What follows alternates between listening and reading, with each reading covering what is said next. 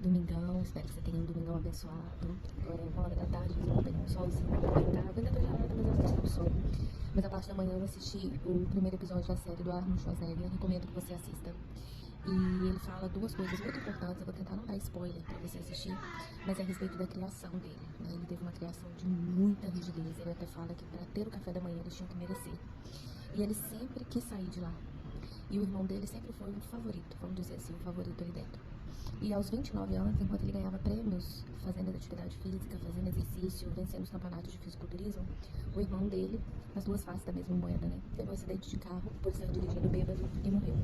E quando o pai também faleceu, ele deu uma entrevista dizendo que não sentiu nada com a morte dos.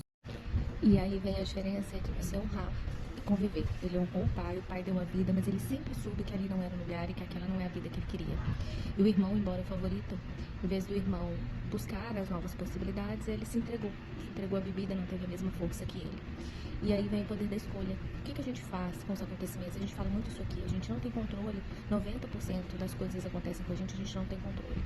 Mas o que a gente faz com elas, a gente tem, né? Aos 15 anos, ele viu a imagem daquele fisiculturista, ele viu ali um sonho. O irmão dele, o que teve? Não sonhou. Então, essa chamada eu queria te dar. O que você faz? Quais são as suas escolhas? E o que você decide? Porque uma vez que ele fala que ele não sentiu nada com a morte do pai, porque ele não teve contato emocional, um pouco de emoção que ele teve não foram positivas, mas ele honrou e foi avante. Ele sempre fala, próximo. E aí casou muito com uma coisa que eu tava falando com o Felipe ontem. A gente fez até um combinado. Eu tava falando com ele que, infelizmente, você vai concordar comigo, a nossa geração não é igual a deles, né? A gente brincava na rua, a gente brigava, a gente xingava, a gente resolvia, a gente caía, a gente levantava. E eles não têm essa geração, pelo menos o meu filho, hoje mesmo morando numa casa, ele não tem essa vivência de vida na rua, de brincar, de gastar energia. E eu tava falando com ele que nesse processo, nessa idade, é muito importante ele ter alguma atividade física de mais impacto, de mais força. Olha, pra você ver, eu nem tinha visto ainda, eu até coloquei pra ele ver. Por quê? Biologicamente falando, né, nós mulheres passamos pelo nosso processo nessa fase de 11 a 12 anos de forma natural, né? Que são ciclos menstruais, a fase que a menina sai de menina, né? Começa a menstruar, vira uma mocinha. É um processo natural e acontece nessa fase de 10, 11, 12, 13 anos, peraí. E com os meninos não acontece de igual forma, né? Os homens são externos, né? Então, antigamente, os meninos eram criados, que eram adolescentes, ele até estava estudando isso na história esses dias, eles já iam pra luta, né? Já eram treinados para serem adultos e lutarem ali para a pátria, pela cidade, para defender a família, enfim. Né, os índios já vão pra caça, já colocam lá os meninos pra trabalhar. Mas agora é uma geração mais estagnada, uma geração mais sedentária.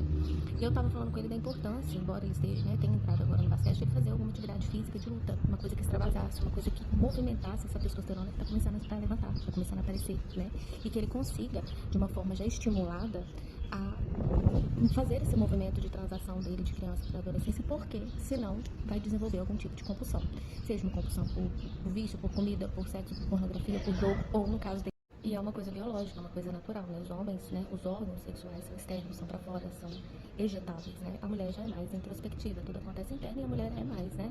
Sentimental, é mais nutritiva, é mais administradora. E a gente tem que tratar os iguais como iguais e os diferentes como diferentes. Então, como que eu posso hoje trabalhar essa transição de uma forma que ele não caia nessas armadilhas, né? Que a gente não tem como conter.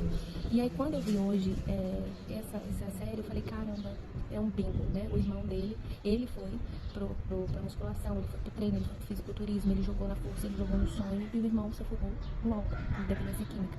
Então, aí vai mais uma reflexão. Observe onde estão as suas compulsões, porque todo excesso esconde uma falta.